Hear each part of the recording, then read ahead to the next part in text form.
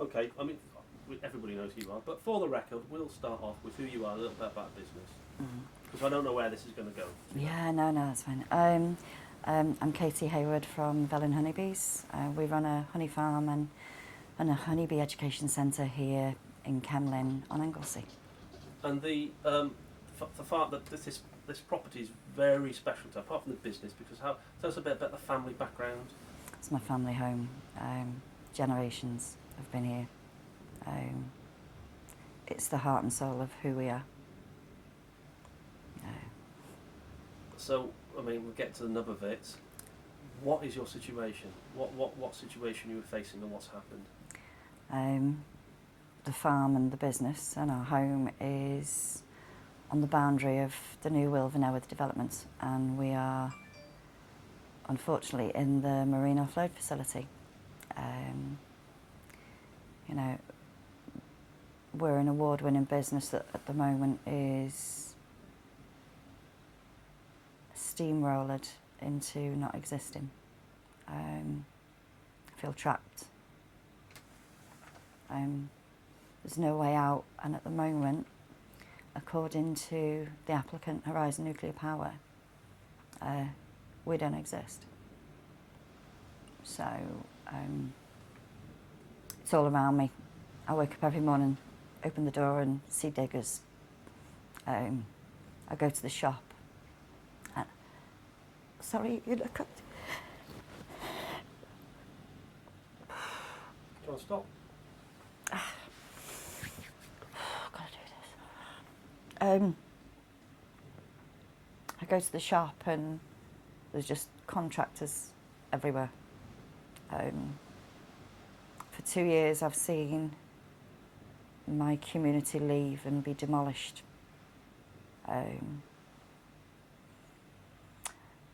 And then weeks ago I read the DCO that's been applied for and accepted, and my experience with impact assessments, you have to look at everything around you and mitigate and prove how you're going to minimise the effect of your project. And to my surprise, we weren't in there, anywhere in there. It's like we don't exist. I'm not naive. I know the enormity of the project. And when I first set up Velin Honeybees, this project had been shelved. And until recently, when they gained planning permission to clear the site, it was still at risk of not happening. From discussions and conversations, this project is coming now, so it's become very real to me and the family. But for us not to even exist, that's wrong. And when you say not to exist, what do you foresee happening? What do you know the reality of the situation is? What will have to happen? In the documentation and from my understanding, it's going to be too dangerous, dusty and noisy for us to live here. So, for instance, just on the end of the field there where the beach is, all the water's going to be drained, and there's going to be numerous explosions, dredging. The front field where my bees are, in the documentation, because they're draining water from the site, they're pumping it all into the river through my farm. So the main field where we breed our bees is going to flood. The main entrance to the property is going to flood. So, yeah, our bees have nowhere to go. And that's the thing, that the bees, your hives, they need nature, don't they? But that's going to disappear, I suppose, for a while. They do. You know, after the project's finished, nature does have an amazing way of taking it back. But during construction, this is going to be the largest construction site in Europe, and we just can't stay. And the point you're making is that at this point, you have no idea, do you, about what's going to happen, where you're going to go, what's going to happen to your business. And it's taken you so long to build this business up. Yeah, it's... Can't sleep at night. Nobody will give me answers. Nobody. I'm just ignored.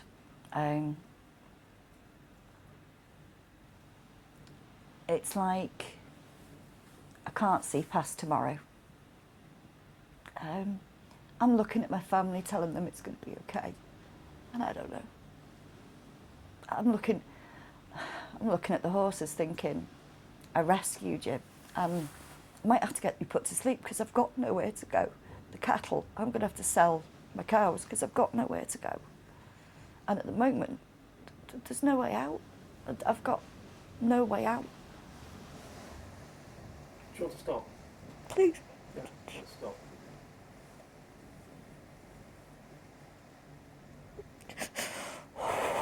You know, I said I didn't hate them. Yeah. You can stop any time, you know. It's too upsetting for you.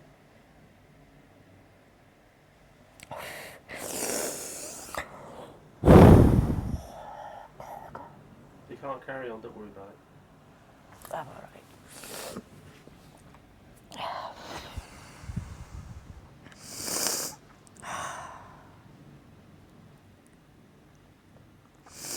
Should just pop a pill and get on with it.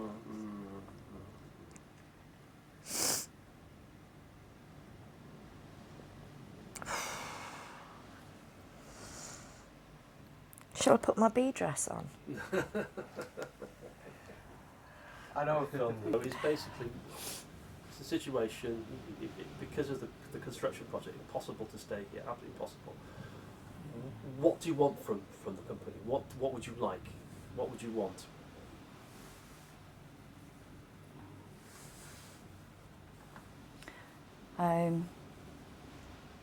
It's really hard to say that, to be honest. They have a legal obligation to provide mitigation, and mitigation could be build a big hill for me to live behind. But because of the size of this project, that's no longer an option. I've been requesting information off them for 5 years on how they're going to build the Wylfa, and that information has only just come forward within the DCO, and seeing how it's going to be built and what's going to happen, the only mitigation for me is I've got to leave.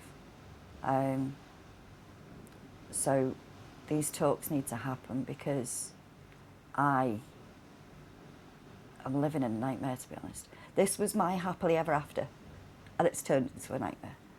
And I just want to sit down with my mum and have a cup of tea without her crying, or everybody's worried about me.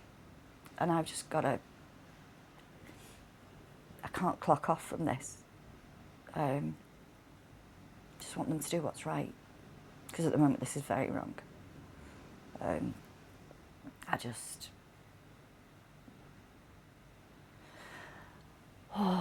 need to sleep.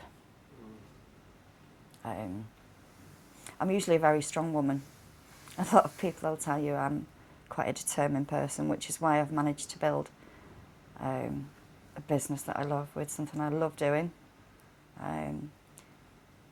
But to sit and tell your doctor how you're feeling, and the fact that you don't want to wake up in the morning, or the fact that 2 weeks ago you contemplated letting go of the steering wheel on the motorway just so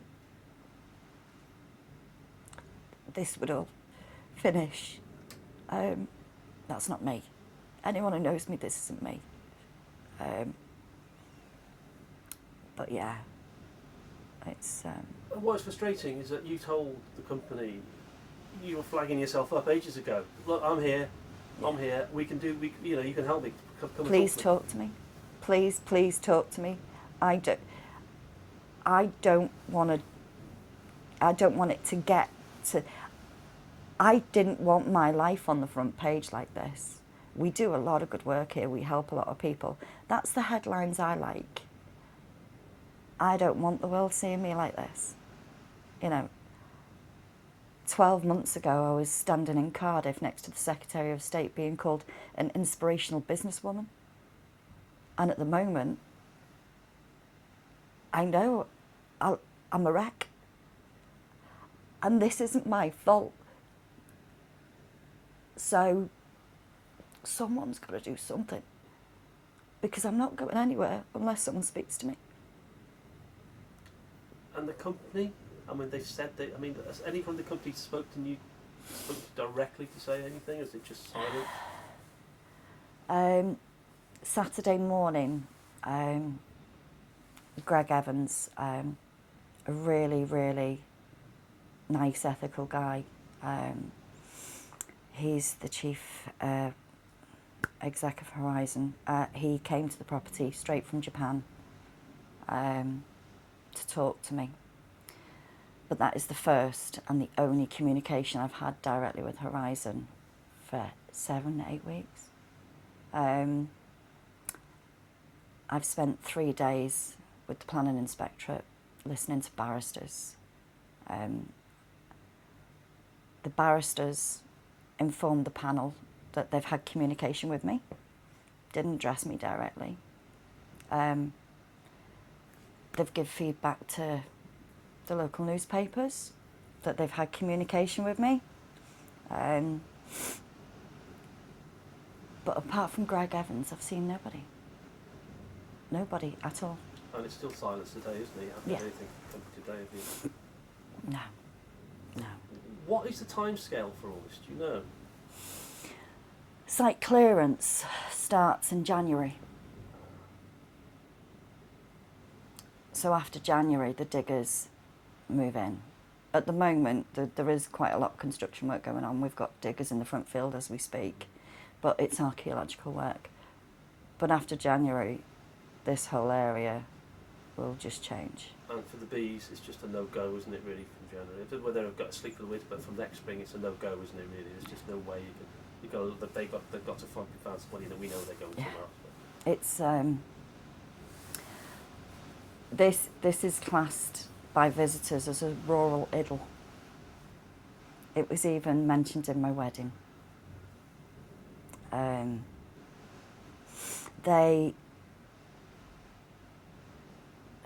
My girls are tough, just like me. But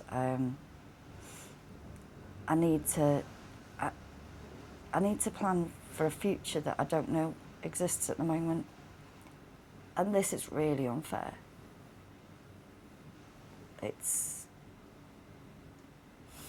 You'd think with such a huge organisation, it's a massive organisation and a massive problem. It's like you're a detail, it's a very important detail, it's just been missed. They're very aware, and they've always been very aware I'm here. For instance, every time I'm in the media, I get a well done off the team from Horizon Nuclear Power. I went on a breakfast programme and had a text. Good job on BBC Breakfast. My LinkedIn profile is watched by Horizon Nuclear Power. I get thumbs up on my posts. They're very aware I'm here, which is one of the biggest reasons why I'm so shocked I'm not in that paperwork. It's like...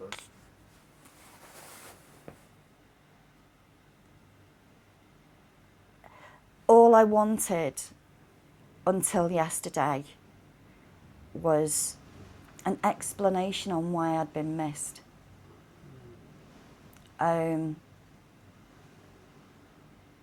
Nobody can tell me why I was missed.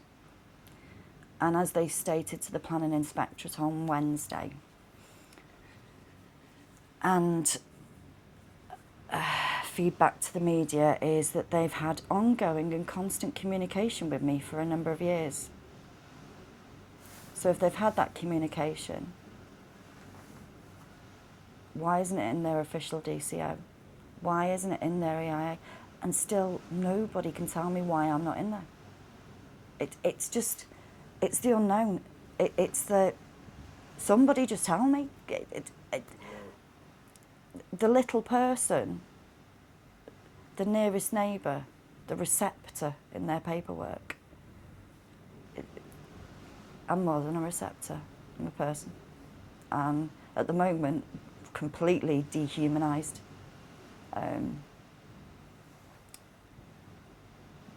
But I've got to stay strong for my family, to be honest. They can put this right. Yeah. They just.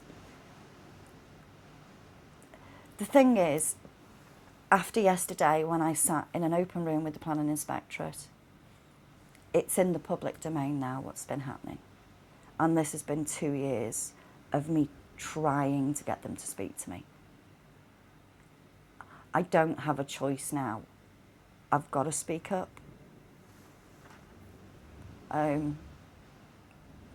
But yeah, this could all be resolved. I just need to think of my bees and my family. And I just need all this over now. That's fine. True enough. Well done. Thanks. Good interview. Let me give you a kiss. Very brave.